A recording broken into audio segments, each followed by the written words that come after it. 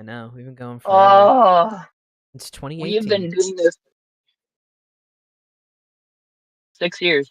Yeah. I remember when it was episode 10. But yeah, we're live. We're good.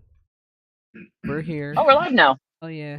I just want to let everyone know I do have a very busy full house. Like everyone's kind of down here at the moment. Oh, So that's if you see people moving, people are thankfully going to stay pretty quiet. So I'm also in my car, so if you hear me jostling around a little bit, it's because I'm doing an LSP shift today. And as you can see, hang on, I just killed my camera. There's physically fucking nobody here but me. So yeah. What do you like? This is it's a little bizarre for me. I'm like, so you're able to do this like while you're at work. yeah. That's kind of neat.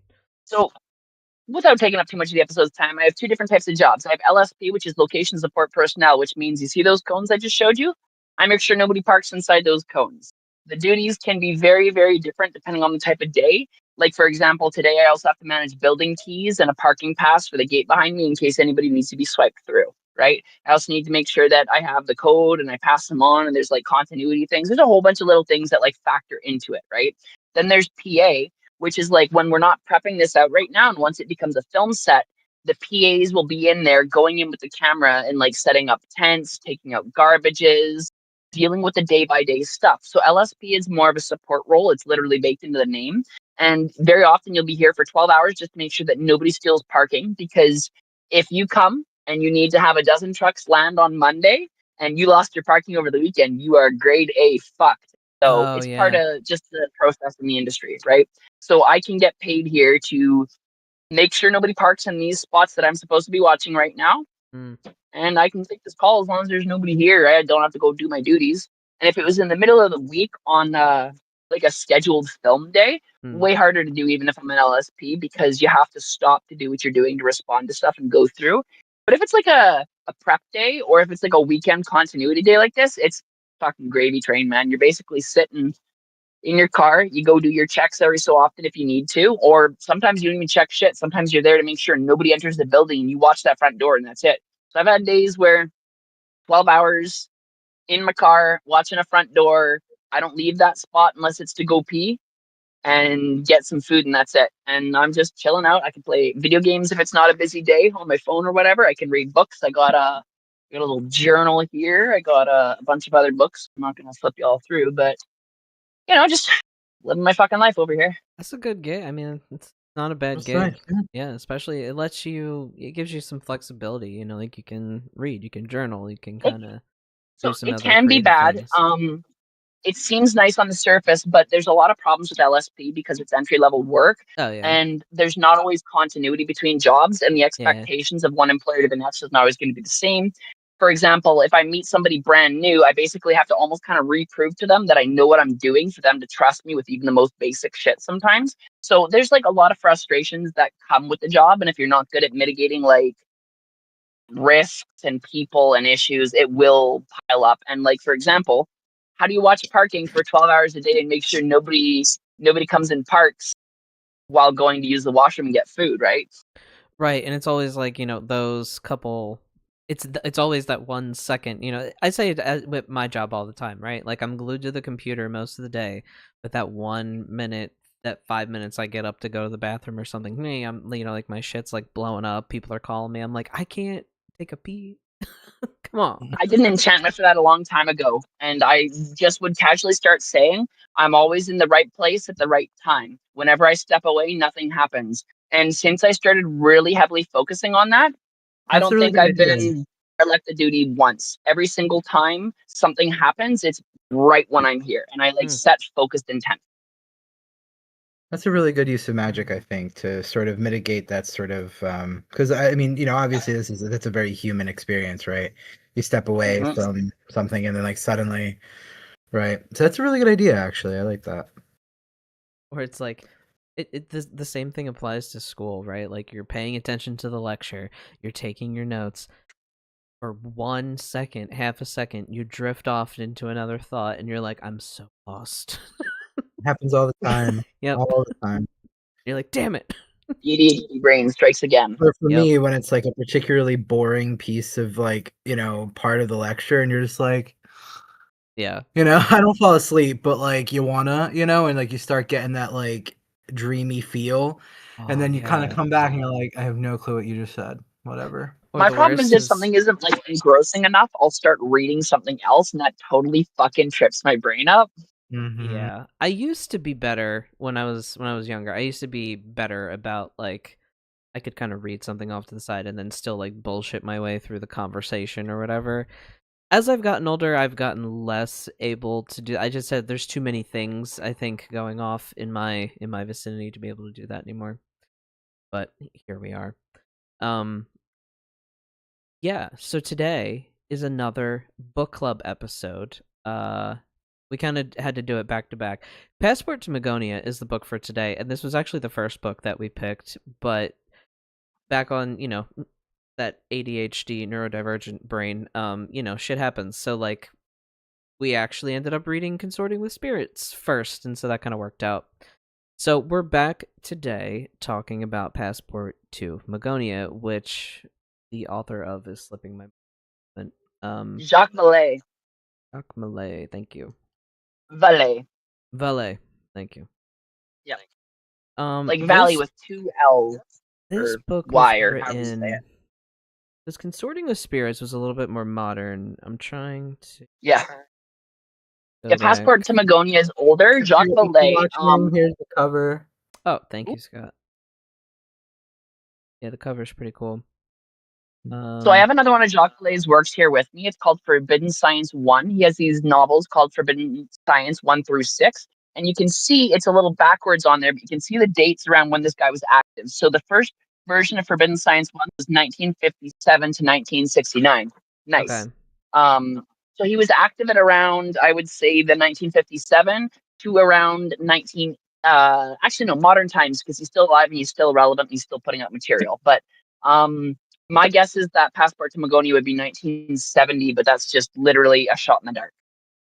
Yeah, I'm still trying to find it. Come on, I'm almost there. Kindle is not as I got good you, as bud. it's not as fast as flipping through a damn book. It's not even. I'm over here on mine No. too. Like, See, perks of there. Okay, so the foreword in here was written in 2014, so it seems like maybe this was Yeah. republished. So So in the typically a 60s forward is is always probably when this. republished. Hmm? Typically the forward is always written when they republish. Yeah, Right, 1969 is when 69. Magonia came out. Yeah. Nice, perfect. The 1969. So, considerably more dated than the other book we read, Consorting with Spirits, but this is also kind of a good example of like how to read older works through a modern perspective. Because like there's sometimes like there's language and terminology that we used to use way back in those days that we don't like use now, but it doesn't mean you got to throw out the whole book kind of thing. So this is actually I'm glad that we're reading a bit of an older book. So, Passport to Magonia, in a nutshell, I will give my brief synopsis of it, and then I know that this is really, for the most part, Sophia's wheelhouse and area of um interest. And so basically, what I kind of got out of it was it is essentially a collection of stories about people's UFO experiences, right? This guy, he's gone around. It's his area of interest. He studies it. He researches it.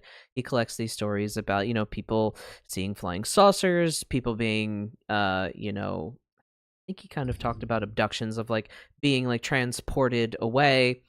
So like all of that kind of stuff is what he discusses in here. But what's interesting, and then what kind of makes it relevant to our kind of crowd here, is that what he's kind of saying is like UFO experiences or involvement with, the good folk, the fairy folk, the whatever, the good people, whatever you might want to call them. The And Greeny Sea. yeah, and so it's like this exploration of, fairy stories and UFO stories and how our perception of UFOs changed as our technology differed and as as humans progressed. So I thought it was a really fantastic read. Like I said, it is a little dated, so the language is a little dated. I think it's a little bit more academically written than Consorting with Spirits was. Jason Miller writes very, Mhm. very simple and direct, using kind of like our modern writing styles that we have. So this is a little bit more wordy, a little bit more academic. But if that's your thing, then it's a great read. If not, I suggest maybe try like the Audible version or something like that. But yeah, so Sophia, if you want to kind of, oh yeah, I know, I see you looking over there. Oh, you're good. All right, so do you Go want to ahead. kind I'm of just listening. start us off with the discussion here today? Yeah, so why I picked this book specifically is because of how heavily it actually relates to like I hate using the F word, so I'm gonna call them good neighbors. It relates to good neighbors lore, right? Like specifically Scott would have a lot to add to this discussion, and we all kind of have had these experiences with the little people or the other people or the good neighbors or whatever you want to categorize them under. But I found it an exceedingly interesting book because we always thought of like modern UFO phenomenon and like old school fair folk interactions as completely different things. But as Jacques Vallée points out, and the guy is an academic, so of course he's going to write a lot more academically, the correlation of events is like a 1-to-1, right? You have like these lights at nighttime that don't necessarily have an explainable source. You have time distillation is a really big thing, whether it's time lost from the person, whether it's vegetation in the area seeming to move at a faster rate. Like, for example, having a fairy ring where on the inside of the fairy ring, the grass is much longer in a shorter period of time than the grass on the outside of the fairy ring. That's another example. We also have taking and spiriting away of somebody to another place. You have the amnesia, you have memory blocks, you have like little pieces of your flesh being taken, like scoop marks. You have like body paralysis, which has been something that people have reported when they didn't necessarily work with the little people the way that they had asked them to. They would gather around them at night and do things to them and make them so they couldn't even like walk, right? All of these are basically a 1-to-1 direct correlation with the things that we have had with modern day UFO encounters, right? And whether you believe in them or not, that's kind of not the discussion for the point. There is enough evidence that you can take the two and do a cross section and find that correlation. And so this really begs the bigger question: what is the F word? What is the UFO word? Right? Hmm. These words are just placeholders for phenomena that we don't really fully understand, right?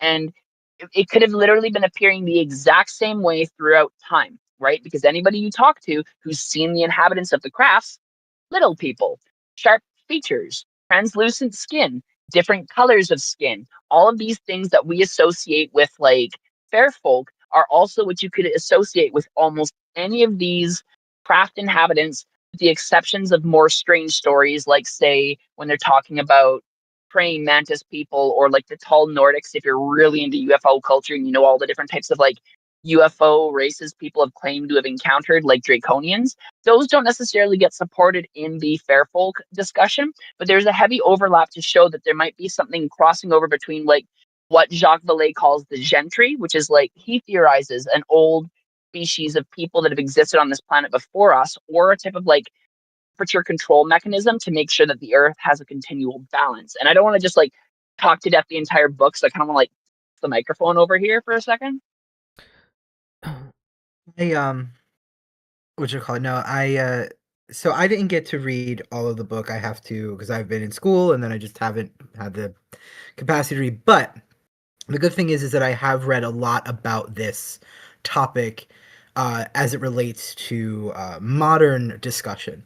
And it is true that there is, even if you just look at this from a folkloric or mythological or paranormal standpoint, there is a lot of crossover in experience. The UFO experience always comes with a certain level of ecstatic and paranormal experience. Even experiencing of the Jersey Devil, experiences that come from, which is not too far from a couple hours from me and Jay, in the Pine Barrens. And I have a good friend, another practicing witch, who actually lives like right there, actually.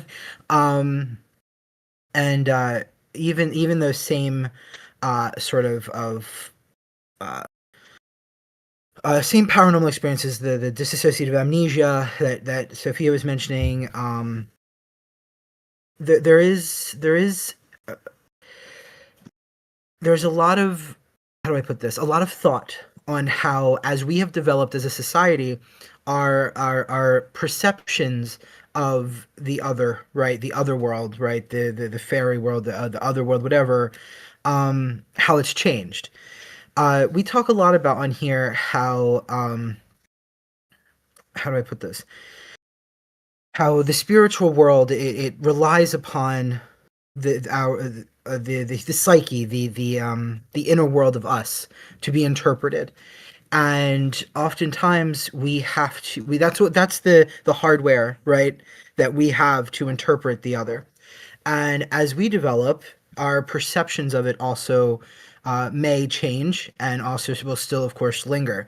Now, for someone like me, who I grew up with old world Appalachia, right, and old timey American and Italian American diaspora. So like I still have this sort of, often seemingly like old older sort of perception, but that's because of the culture I was raised in. I didn't have a lot of the UFO stuff. I had like, the dead coming back to see you before they, move on after they've recently died. I've had those kinds of things, right? That's what I've had. But and it took me a long time to settle in until I heard this perspective from Greg and Dana Newkirk, who I've mentioned on here quite a few times. Um, they were my access point into this perspective of the relationship between UFOs, high strangeness, and fair folk. Um, they, when they did their investigation into those gnomish-like creatures, I think in like the Midwest or what have you, in Hellier, wherever Hellier is. Sorry, geography's bad. But Not everyone's strong point. yeah, I went to school. I went to grade school in Philly, so Yeah. we didn't have geography. Literally we didn't. But what you call it? When they would discuss the high strangeness that would be experienced, the sort of the surrealness of what everyone experienced in these places over time, it almost feels like like for a lot of these people, it almost felt like reality was breaking, right? Like, something was coming undone in these specific areas. And in our traditions, I know in mine, we might call them liminal or sacred, right? That, it all kind of fits into this sort of like fairy space, or good neighbor space, right? When you enter, like, I think we've all experienced it. Sophia had a wonderful story. I think you talked about it on air, where you Oh and a friend boy. were in the woods, and you were sort of had to like appease the spirit, the good neighbors of that area, the land spirits, um, and you had to get out and I all thought you this were other going to stuff, talk. right? I thought you were going Huh? to talk about my close encounter with the UFO, but yes, there's that story No, too. but I mean, right? Like, but the thing is, it's funny how they relate, right? Um, Hmm. I do think, and also too, if you read some of these stories, right, they talk about things like I'm reading, and this is early on. This is early on. It talks about um, May 1606, fireballs were continuously reported over Kyoto. Um, a one night whirling ball of fire resembling a red wheel hovering near the Nijo Castle, uh, observed by many of the samurai. um these things like fireballs in the sky and things moving across the heavens, I mean, it's not even just fairy lore, really. It is mythology with, visions of gods riding in on chariot and other objects, right, coming out of the ocean, these things, right, they're riding on things, they're these are our this is, I think, some way our ability to conceptualize them. And I think also too that maybe it's picking up on key features. Maybe they do have to ride as we have to ride, and as we once rode on horseback, as we now ride in vehicles, right?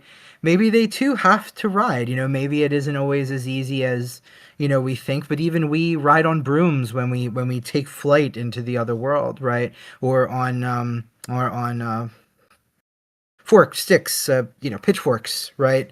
Um, Even we or mortar and pestle, you could do that as well. A stalk of ragweed. These are traditional things that witches ride into the other world. So, yeah, I mean, we're no different. I think that that's also another thing too, is that uh, we're not very different from the other side, right? We're a mirror, and I think that is one of the lessons you gain from interacting with the other world or even UFO lore. Even if that's the UFO part of it isn't necessarily my wheelhouse, but the more I investigate fairy lore and modern perceptions and how it relates to UFO lore, um, I have to agree with um, what's our author's name again? I cannot remember his Jacques name. Vallée. Villay, right? Villay. Yeah. Mhm. There's a couple things I would add. If you were to even look at like biblical context, the Ophanim or Ophanium, however you prefer to say it, these spinning spherical angels, those also Mm-hmm. resemble exactly what we would see out of those crafts, right? Yep. Also, as an interesting point to what Scott was saying, I was actually never raised on UFO culture. So this is going to be a bit of a weird divergence from knowing me now. I actually didn't believe in UFOs when I was younger. I had experienced the paranormal. I went through the gate program when I was a kid. That's I'm not going to get into on this episode. But I did astral projection at the age of 12, right? And that's not to say as a bragging point, it's just to say that I already had like a weird life, right? But at no point did I think aliens were real. And when I was a kid, and my dad would watch shows on TV about UFOs and aliens, because my dad's actually always had a bit of a cursory interest with them. He's always just kept it really low key and he didn't talk about it till I was older. I would watch those shows and I would get scared out of my fucking mind. As a kid, I was terrified of the idea of UFOs being real and them coming to abduct people and experimenting on me. As a kid, I would look out my window every night and be afraid of this shit, right? And eventually It I kind of talked myself sounds down from it. I was like, a little go ahead. similar. It's a little similar, like in like when people grow up in evangelical like cult Christian things. It's like you're gonna get raptured. You're gonna get raptured. It's like Yep. you're gonna get abducted by aliens. So, and then I had this big experience one point where I realized, hey, they never came for you. This is bullshit that people are making up to tell stories. Because my dad told me that, right? My dad had an interest in it, but he didn't want me to be scared as a kid. And he's like, I think a lot of this is just people making up stories. I'm watching it because it's interesting, but I don't necessarily believe it, right? I found out as an adult, he said to me as an adult that if a UFO came down, he would 100% without exceptions go for a fucking ride on, right? So I know my dad's kind of like cursory, like he has a Yeah. cursory interest in this, but he's not like a UFO guy, right? Mm. So then past that point, I didn't care. I thought it was fake. I thought, yeah, if there are UFOs, it's not something I'm experiencing. It's not my wheelhouse. I would think about it about as much as I think about like um Ninja Turtles if I'm not watching Ninja Turtles, right? I'm not a Mm. fan. It's a thing. Cool, right? Then Same fast for forward, me I'm with about Ninja 21 years Turtles. By old. the way, I'm like they're cool, but yeah. But you fast forward, I'm about 21 years old and I'm driving. I've gotten home from work for the day and I live in a small town, so driving's kind of a part of life, right? I want to go see my girlfriend at the time. She's my ex-girlfriend now. My cell phone's dead. I go and I drive right to go see her. I know where she is. This is before we needed fucking Google to take us anywhere, right? You just go, right? So I'm driving out and there's all these aircraft carrier lights on the town blinking in like this weird pattern. And I'm sure I've told this story on the podcast before, right? But I'm watching the sky. I'm like, what the fuck's doing that? And I don't know at this point that that's an automatic response. If the radar in the valley picks up something in its airspace, Mm. all of those lights are going to turn, right? Mm-hmm. So I round this corner to a street that's like right by where my brother lives now. I'm coming down this road and I see a collection of lights just kind of cross very low on the horizon, like coming around the mountain, just around the corner, right? So I'm like, oh, that's a helicopter. And I watch it come by. I think it's doing a drill. My dad told me about like night practice, flight by instrument only, so that you can learn how to fly in a storm. It's a thing. He did search and rescue. He knows what he's fucking talking about, right? So I'm like, cool. I don't ever really get to see his search and rescue drill. This is fucking cool. I'm gonna pull over and watch, right?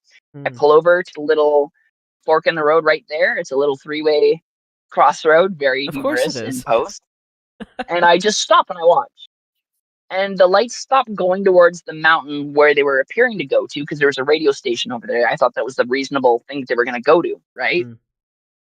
And it just starts getting bigger and bigger and bigger until it's parallel with me about 100 feet away on my right hand side in a car just like this. And it's hovering above a barn, like the size of a house. It's called a Donald's Farm back in Grand Forks. And all I can remember is it's the size of this house that it's hovering above, if not a little bit bigger. And it's a classic flying saucer. Top is spinning one way like this, the bottom's spinning the other way opposite like that.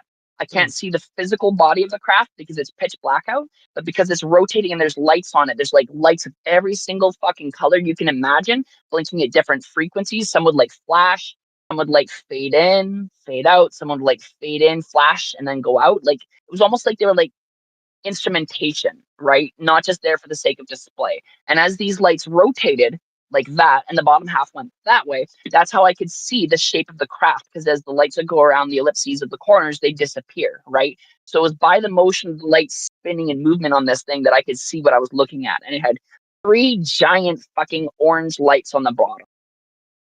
I proceed to essentially think I'm gonna die or that like contact is happening. Because what do you fucking think if you see like a UFO across the street like that? You're gonna think that, oh Right. shit, this is real and today's contact day, everything's gonna change. I get scared for my life. I drive off 160 kilometers an hour, and for Americans that's 100 miles an hour. Yeah, I was like, And I that's go to fast. Christina Yeah. Lake. Yeah. It's the fastest I've driven in my fucking life. I was not okay. I was like honking and blinking lights at people. I was like trying to warn people that like they were driving into a dangerous area. They probably called the fucking cops on me, thinking I was driving like a maniac Probably. erratically, right? Yeah. So I get to Christina Lake, I pick up my girlfriend. All I can say is like, aliens, Grand Forks, now come. UFO, just follow. She's like, I'm just like so shook up. She just comes with me. I get her phone, I call my mom and get her on the landline, and my mom and my sister from my house can see this thing, but it's not low down to the ground anymore. It's gotten like maybe my guess would be like 500 feet, 500 yards into the air. It's high up, right? But it's Mhm. not like airplane height. You know what I mean? But it's just hovering there at this point. So I'm freaking out because it's still there. We managed to drive all the way from Christina Lake to Whitehall Road. And if you want to really go look this up, you can get the maps and you'll see the exact intersections I'm talking about are there. As soon as we pull over on Whitehall Road to look at this thing through my sunroof, it just goes like this. Like, say it's right here in your field of vision, gone. Just like here to the horizon in less than a second. No noise, In a no blink. shockwave, nothing. But the thing that fucked me up to this day, why did it wait for me to get back? Hmm. Yeah, that's what lives in my head rent fucking free. And to this day, I constantly think, I wish I had another chance because I would go and get on that craft now, knowing what I know, right? Right. But Yeah. when you see it for the first time, it's so alien Yeah. that you can't help but freak out, right? It'd be like Yeah. meeting a monster or like a walking fucking skeleton face to face, something you've only seen in fiction occurring real life in front of you. You will incur ontological shock, right? It Right. will Yeah. it will fuck with you. Like But what's key is you think you might be prepared yeah, for something like that, but you're not until I you actually experience it. that I experience is the think preparation. that I think is kind of the like that's the experience when you're talking anything preternatural, supernatural, paranormal, right? Like when you see it's particularly with shared experience, right? Where people more than one person are seeing the same thing. I remember and this is obviously a very different experience, sort of. So mom and I had a spirit of some kind, inhuman, nondescript entity that was in the house, and we weren't talking about this shared experience for a while, but this particular spirit would be in our bathroom in the dark. Often we would see it, and it was darker than the dark, and it would do the same. So you would start heading up the steps, and you would see this thing kind of you would see it sort of side profile, and it would sort of lean like this, Uh. turn, go like this, and lean back into the doorway. Oof. Gross. And Oof. we all saw it. And it would Yeah. lean inhumanly far, right? Obviously, I can't do it. I'd be outside of Yeah. my computer, but Then you flip your it would chair lean over. back from and, we would be going up the steps, and you'd stop, and you'd go like this, right? And, my mom has contact lenses. This is before I got these bad boys. And, we finally my mom goes one night, she just goes, "Scott, I'm gonna ask you something. When you're going up the steps, do you ever see something in the bathroom?" And I go, "Oh, you mean this?" And I repeat the action. And she And goes, she's like, "Fuck you. "Yeah." How dare you?" And, and it's, I think that there's something about, when we experience when the inner world kind of slips out, right? I'm a big believer that a lot of UFO experiences are ecstatic experiences.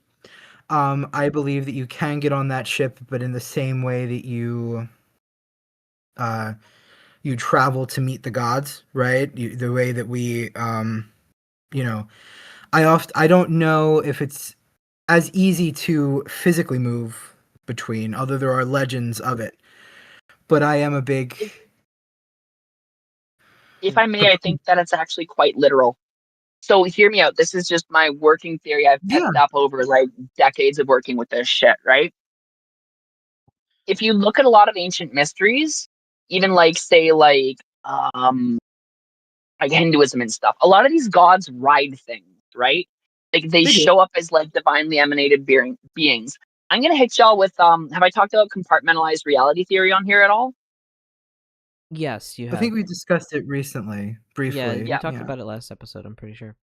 Without rehashing the whole theory, if bacteria can't perceive humans outside of the way that its biological signature allows it to process nutrients, we would also struggle to perceive a being that is external to us in a similar way to humans to bacteria, right? You can't Makes even sense. perceive bacteria physically without the assistance of a microscope, right? You two almost wouldn't even exist in the same reality, but they're still folds of the same greater structure. I'm actually starting to lean towards the inclination that the gods are not theoretical, that they might actually have form and physique, and that they've shown up to people enough consistently throughout history to give us the series of what we would call myths. But when you start looking at everything and putting all the pieces together, you really start getting this bigger picture of like, hey, reality is fundamentally more paranormal than we're told. Why are we not told about this? If a fucking rube like me, I'm not an academic.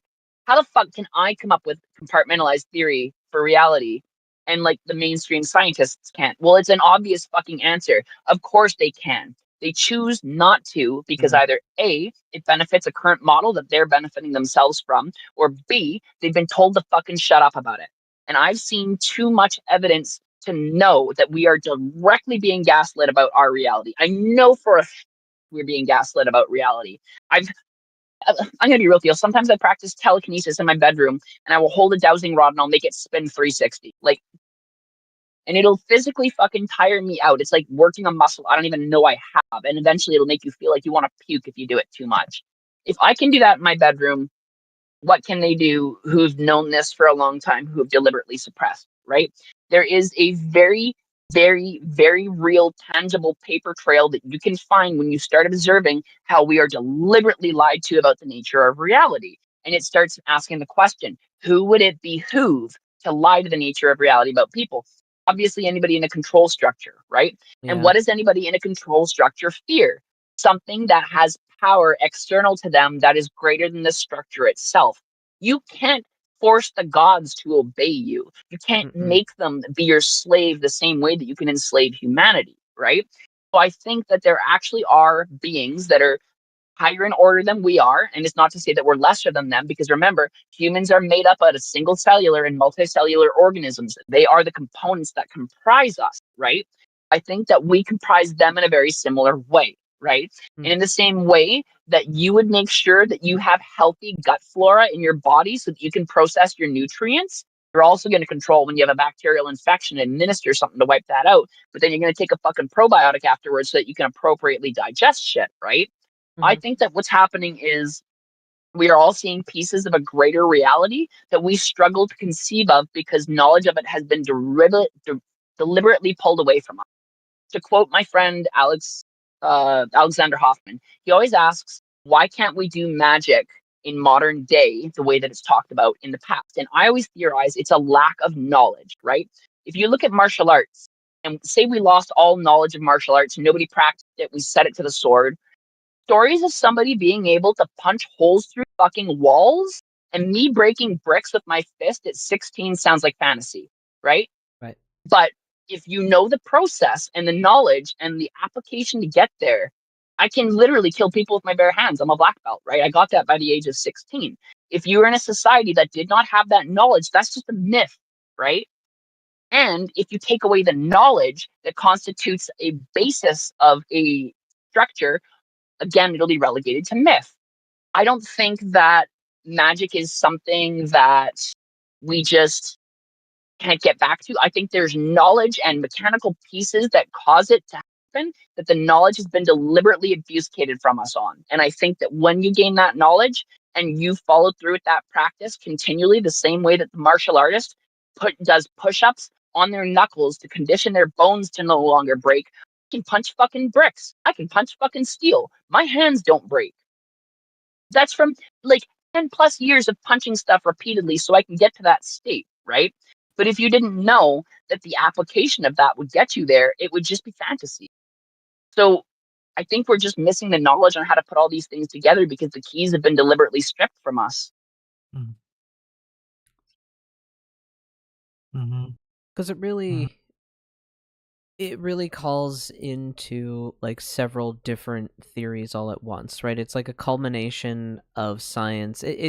I think like the whole UFO sort of like good folk thing is like it's literally that intersection between magic, science, and history, right? And also like I guess like our folk history too, like our stories that we tell. And I do think that so like for me, right, my upbringing in terms of UFOs, paranormal. So for anyone who's a follower of the podcast, I didn't grow up very religious. I didn't grow up in any kind of religious background.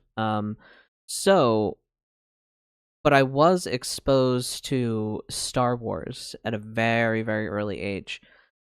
And so the concept of aliens in general was I kind of embraced that. I was like, "Oh, that's cool."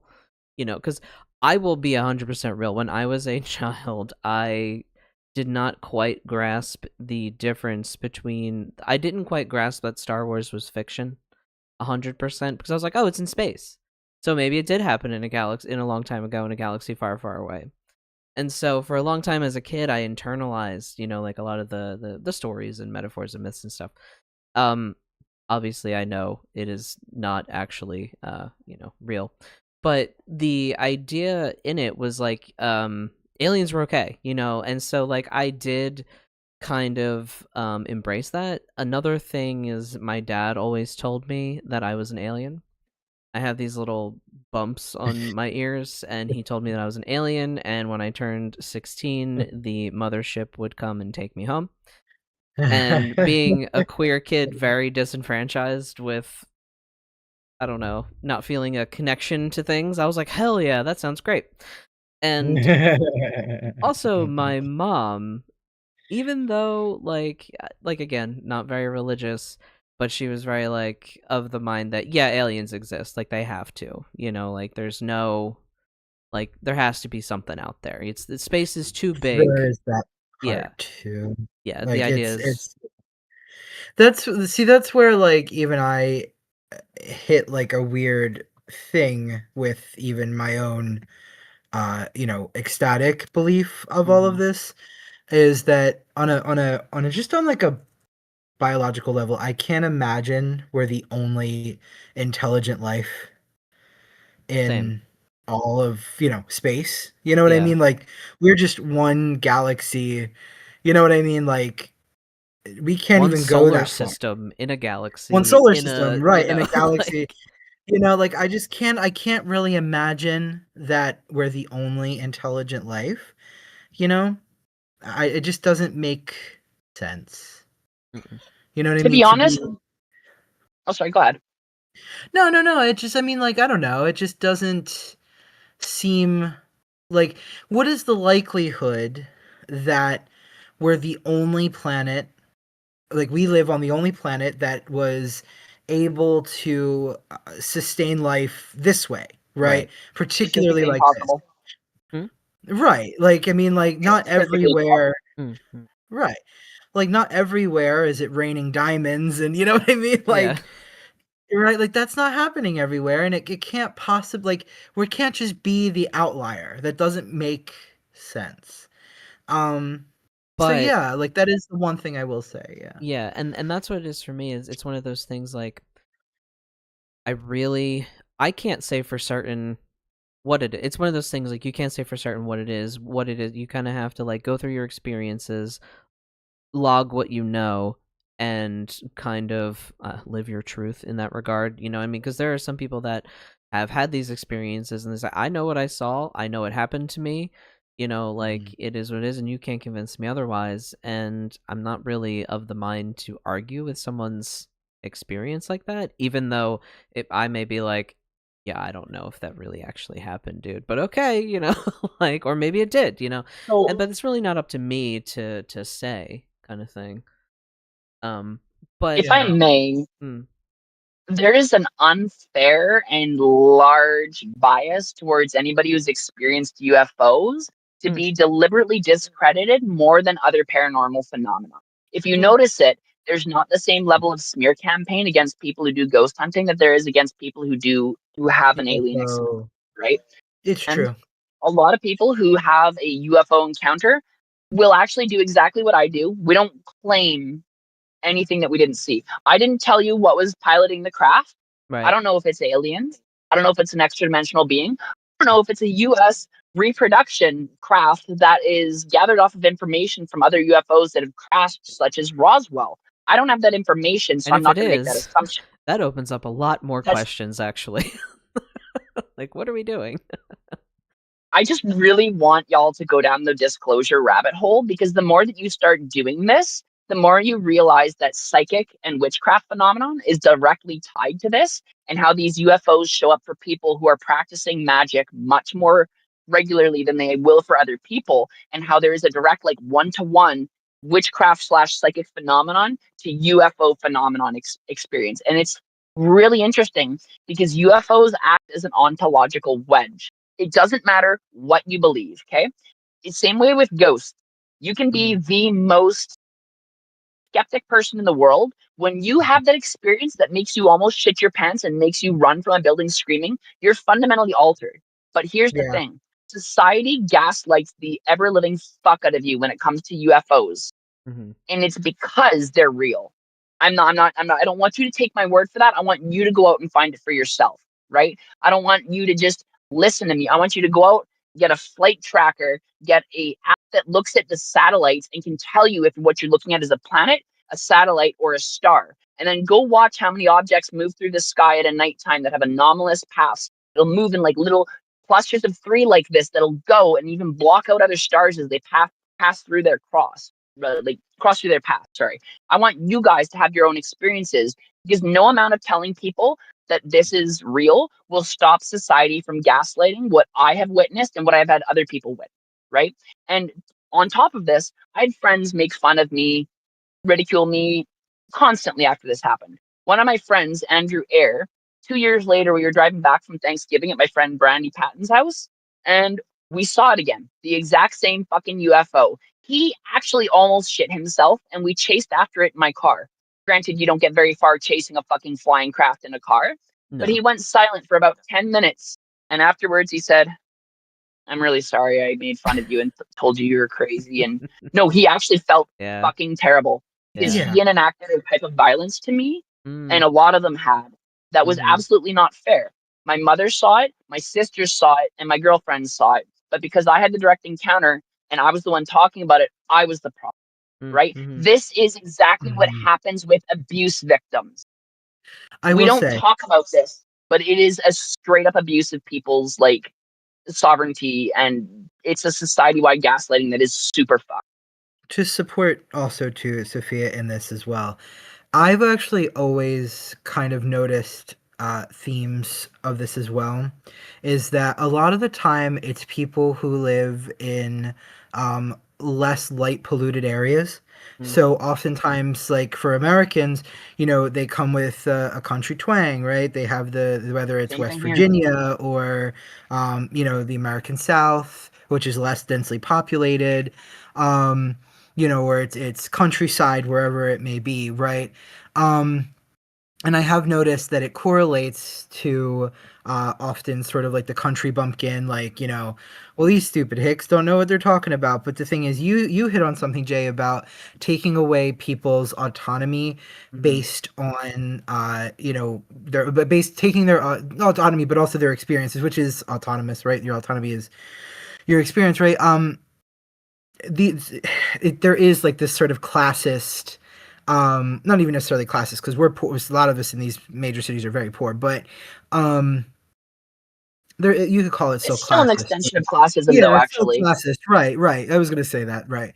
It's still a very classist thing, and so I agree. I do think that and there is, like, as far as like there is this kind of weird respect of some kind that, like, people will entertain the ghost hunter. I mean, I've seen people say really mean things about ghost hunters for sure, Mm. right? It's not like a constant, but the things that are said about people who hunt UFOs or hunt Bigfoot, I actually have a really intense interest in Bigfoot. Not that I've ever experienced Bigfoot, but I have a lot of opinions about Bigfoot, and I love, like, I like cryptidy stuff. So I love, like, the Jersey Devil. I love Bigfoot.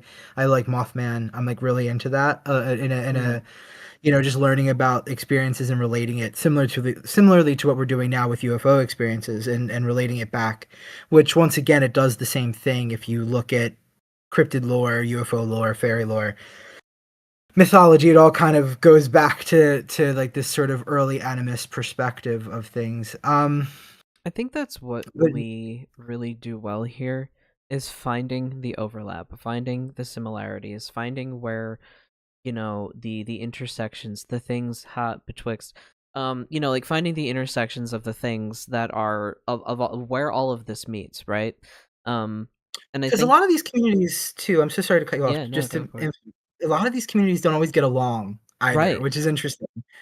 Yeah. They're not like we're often like, no, it's this, and then we're all like kind of like, it's just like little digs at one another. You know what I mean? But go ahead. I'm so And sorry. especially like, in those communities, well, they're not as densely populated. So the odds of, like, okay, so if a UFO lands smack in the middle of Philadelphia, there's a whole hell of a lot of people seeing it, like it's harder to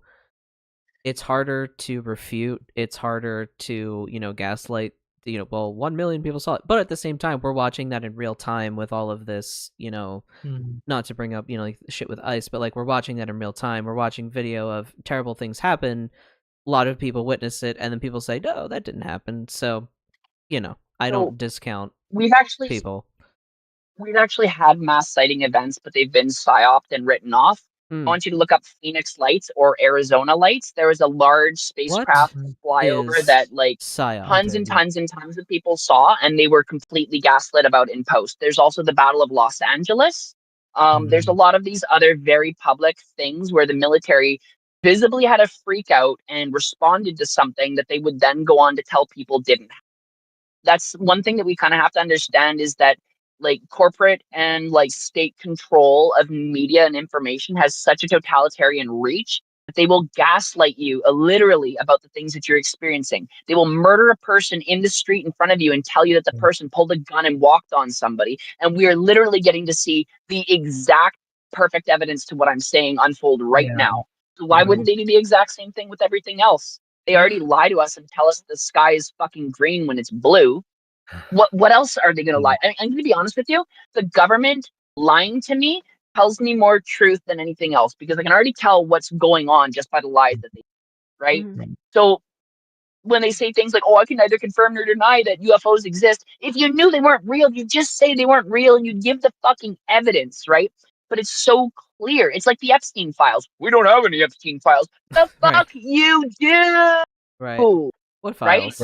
If we can't trust our justice system, if we can't trust them to like let us believe our own fucking eyes, why are UFOs any different? Why are we so beheld to like Mhm. this academic state sanctioned violence that we are Yeah. enslaved to? And the only things that could potentially pose a threat to that power structure are things external and greater to it. So, what do you think they're going to freak out the most about? Magic phenomenon, spirits, non human beings, and non human intelligence. Pure and simple, right? If you have a craft, if you have a thing that's not from here, if you have a set of knowledge that's greater than that, you pose a threat to the institution. If they're willing to gun you down just for fucking questioning them, what else aren't they telling you? Right. And that doesn't even touch like the black budget or like Area 52 or like when you really start going down this disclosure trail, there's so much fucking information out there. You can find all of it at your fingertips if you put enough time into it. The problem is everybody is like that horse that's tied to the plastic chair.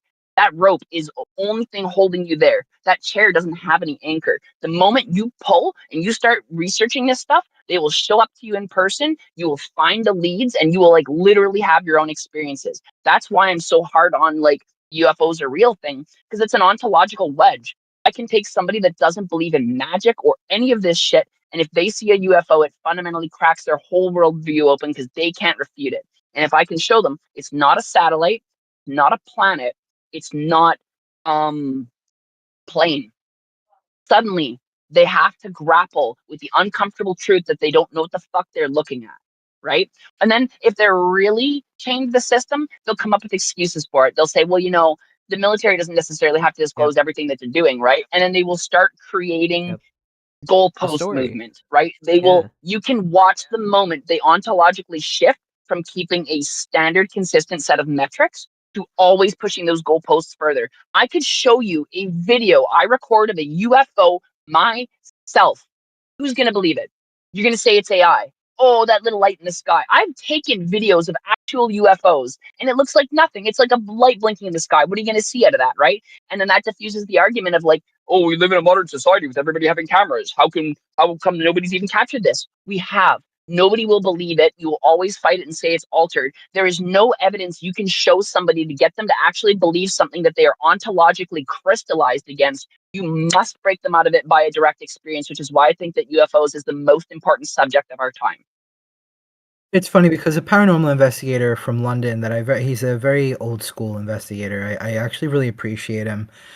He spent a lot of time in the Society for Psychical Research over there. We're really respected. There's a lot of scholars involved. And he one time said about evidence, particularly talking about spirits and ghosts and hauntings, but he said, I could present to them a full-bodied apparition, like, it would be perfect camera, perfect everything, and it would be perfect, and it would still be faked. It would Yeah. still be Fake news. unreal. It would still, like, it doesn't matter. You can't And win. Yeah. it's funny because at the same time, he actually, this particular guy, I actually believe him. I really do. He produced a video of something that I still to this day can't really. It was like, I'm not gonna lie to you, the image quality was absolutely horrible, but it was shoe budget, right? It's just Tim and two other people, I think, and he's not like big. He's not like a TV channel. He's a YouTube channel. He's an older gentleman. He's like, almost 70, and or maybe mid 60s, whatever. But he was at an old jail in somewhere in London or in that area, and there was this, I guess you would call it like a breezeway or some kind of outside courtyard hallway thing, right? And so like a doorway passes between the hallway and another door, to kind of like a step up sort of situation, Mm. and then there's just like a long, oh, Yeah, I think hallway. so. She might have had to drop or something. Yeah, yeah, yeah. Um, and you clearly watch as a figure, like Mhm. with legs and a torso and a head, though nondescript, sort of, almost sort of, not full bodied precisely, but clear enough to see an outline, walk from one side to another. Now, could it have been easily faked? Certainly. I generally don't think that it was. And for me, it was, a really, really crazy bit of evidence. And then I had a friend, sort of an online friend, who is an Italian practitioner. Um, he practices something called Taranta, which is a Italian form of magical dance, and other Italian magic. And him and his partner, they had an experience where over their house system, um, they heard something whisper into the camera, and I heard it. I he played it, and I was like, "Holy shit!" You know. Yeah, I think that there is a certain level of like people. I think we talk about it a lot, and people don't like when we say it, but like we can't get you to like people want to see magic, right? They Yeah. often are like, well, I want to make see me, you but when shoot the they say see fireballs it, from your hands. fireballs from your hands, right? Yeah. And that's I think why occultists and magical practitioners sort of were like, there's no spectators in magic. Mhm. You're either going to participate or you're not going to be in the room. Mhm. Um, and I think that that's really, I think that it applies to this, right? Because I'll be real, Sophia, when Sophia was mentioning the lights, the Arizona stuff, the Arizona lights and all that, it is weird. You know what I mean? Like if you read about that stuff, it is really bizarre. I was taking off our name labels because everything was wrong since Sophia dropped. Oh, okay. Sophia's name label was near your face, and I was like, "That's not right. That's Scott. Not Oh. Sophie." Maybe she had to take um, care of something with work. 'Cause I know. yeah, working, yeah. But what you call it? What was I saying? I'm so sorry. Um, We were kind of talking about how even with the damningest of evidence, people still go, "No, that's not right, real." right. Yeah. Um, yeah. It's just one of those things. You kind of you either experience it or you do. Oh, that's what I was getting at. You know when we say you know, people who don't believe in magic will never experience it, kind of Mm. thing, Mm-hmm. right? People don't like when we say that. Hello. Um, You're back. they hate when they hate when we say to them, they hate when we say that. If you don't believe in it, you won't experience it. But there Well, is it's a like certain folk level of healing and magic. It's like, do you believe in a higher power? No. Well, if you don't, this isn't going to work for you. You can't like go to like a folk healer and be like, "All right, I've gone to doctors for my ailments and this and that, and, can you heal me?" And it's like, "Well, no, I'm not healing you. It's your gods, it's the powers that be. It's, the things above us as humans is actually what's healing you." And well, I don't believe in all that. Well, this yeah. isn't going to work for you, my dude. It's just not going to work. And then, There's a people certain will level of be like, "Well, openness. magic is real, right?" And it's like, "Well, yeah, but not in the way that I don't know, not in the way that people think it is, like in fantasy. It's not just There this has thing to that be a you can certain level grab of and acceptance, right? yeah. There has to be a way often, I think, in terms of like with this stuff, for it to settle in, Mm, you have to there's a certain I mean, don't get me wrong, it can crash in, like Sophia's talking about, right? It can come crashing in, mhm. right? There are experiences that just rattle people. I've had complete atheists, um, just from getting a reading from me, um, were like, "Whoa, wait a second." You know what I mean? Yeah, They're like, especially when "That's it's like that's not you don't know possible." shit about me You and know what I you're mean? like, "Yeah, but I saw So the." my phone actually just crashed so hard I couldn't get Ah, Discord to open up the channel at all. I don't know what the fuck oh, happened, but like okay. after I Mm. gave that rant, everything just started blocking up and I can Uh, kind of hear you talk, but it was like slowing down and garbling. Like I have no clue what kind of roadblock I just hit. don't That was know. weird. Also, But the trials of streaming from the car and the mobile data.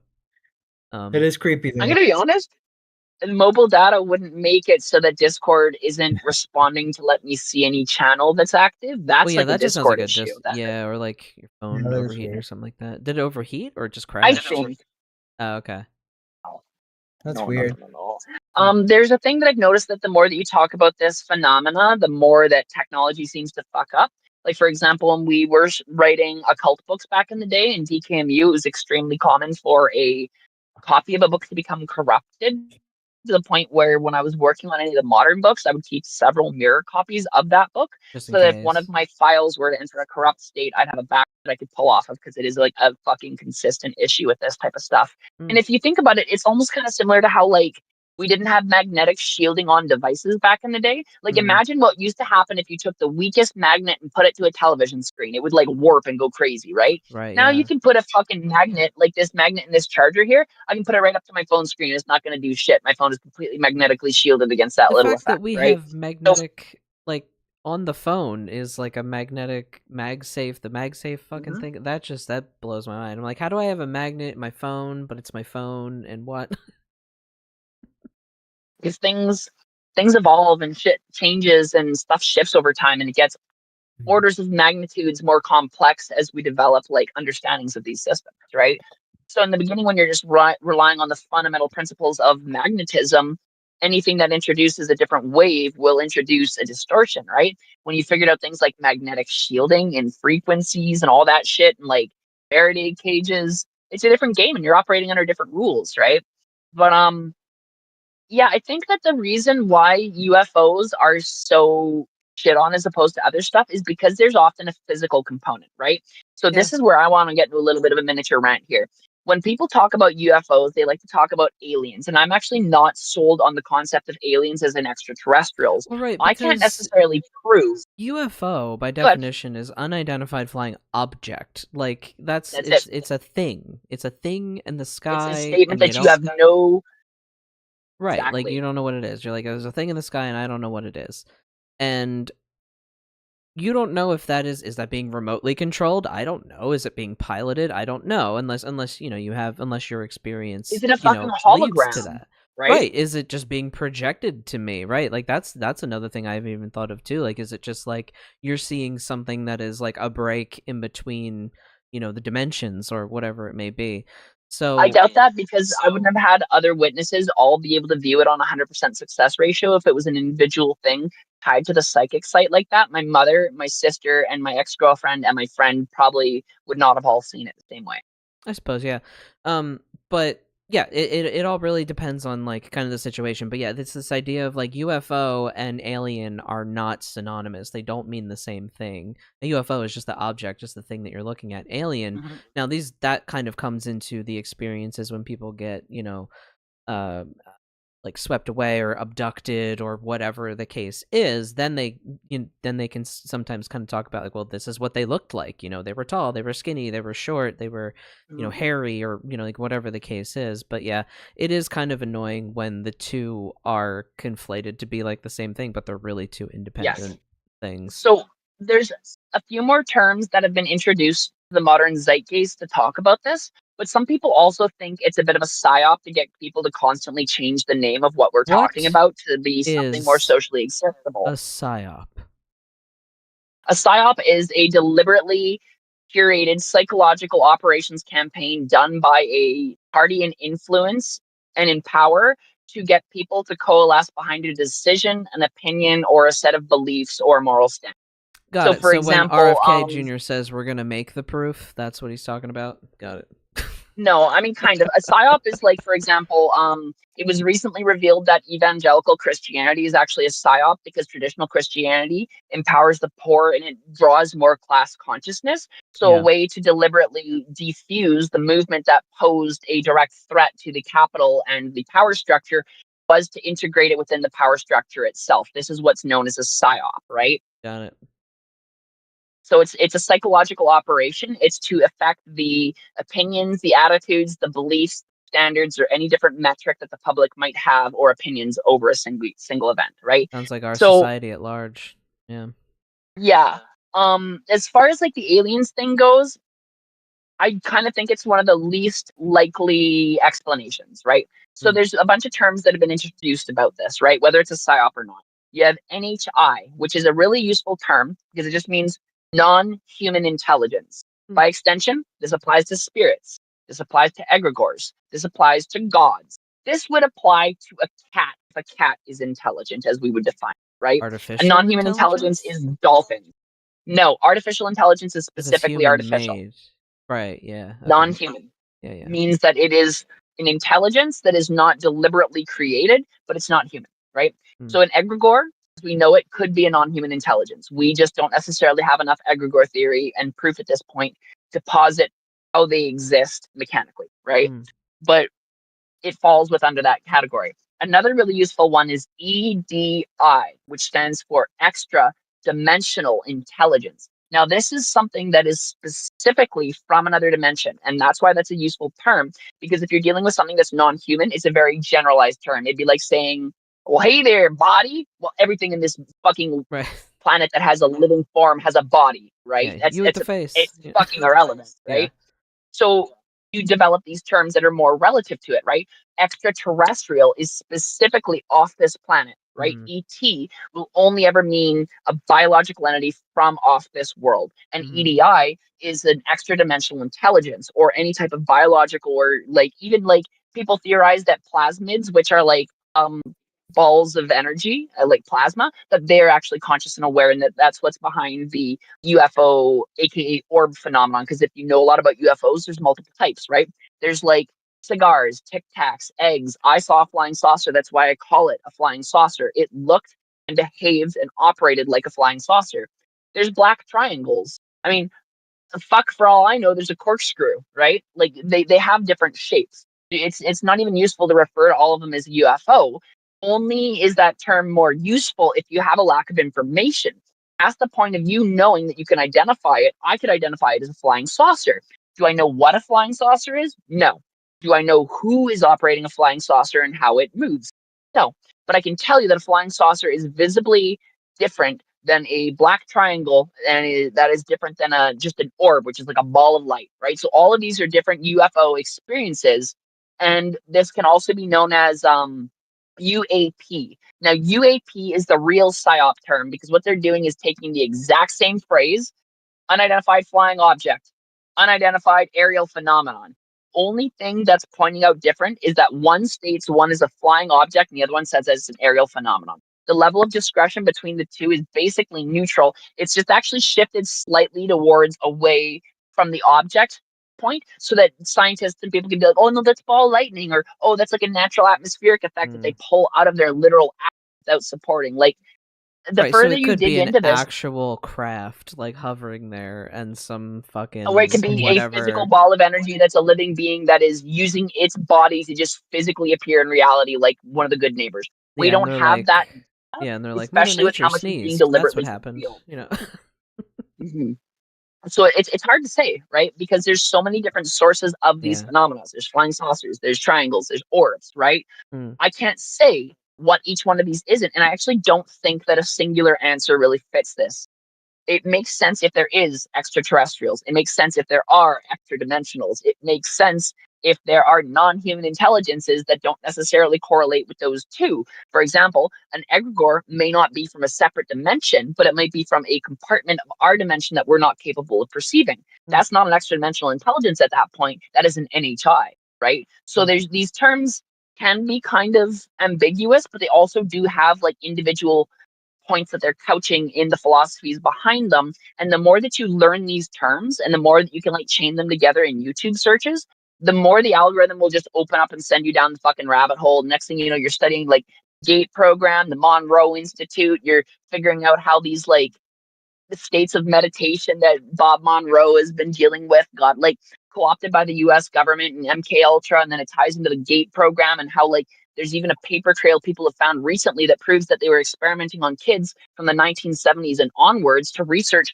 who had psychic phenomena and test them. I got fucked with that as a kid, right? In small town British Columbia, I was going through that shit.